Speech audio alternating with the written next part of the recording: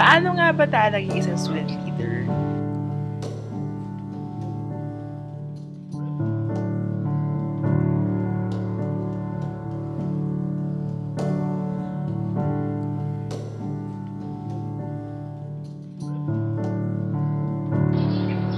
Since elementary ako na yung laging binibigyan ng teacher ko na responsibility na mag-lead sa class, kahit ako pa yung laging pinakamaliit sa class.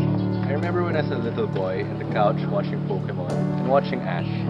I think that's what leadership is, having fun and inspiring people.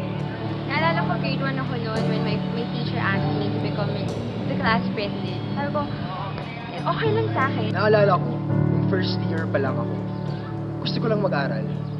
Gusto ko lang mag-focus sa ACADS ko at maglingkod sa bayan after graduation. I'm working part-time at pinapag-aral ko ng aking sarili para na rin matulungan ang aking pamilya at ang aking kapatid.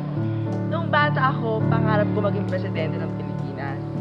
Pero sabi ng magulang ko, imposible. Kasi nga, hindi kami ganun kayamanan at dahil sa sexualidad ko. Alala ko dati nung gusto ko na tumakbo sa organization ko.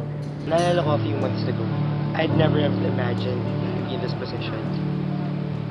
Kung may advocacy ako, kung may causes ako, in forward ko sa ating my own. Naalala ko, nagsimula ako nung binaba ng tatay ko yung maleta sa Kalayaan Residence Hall at nag-unpack ng gamit. I remember back in grade school, I always wanted to be a leader. It just always felt like there was something more for me to offer, but I never got that chance. Naalala ko nung pinagpipilian ko saan ako papasok ng college, kung sa PME ba or sa UP. Pero mas pinili kong pumasok sa UP.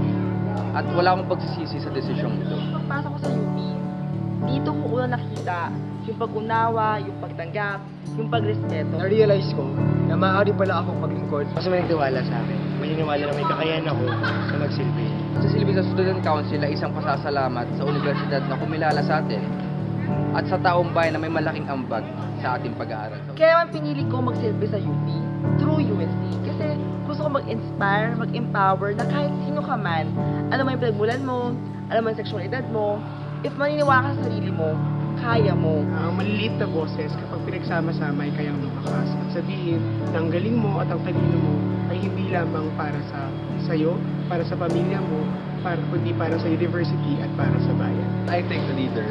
Someone that is passionate about serving and makatulong talaga sa mga students.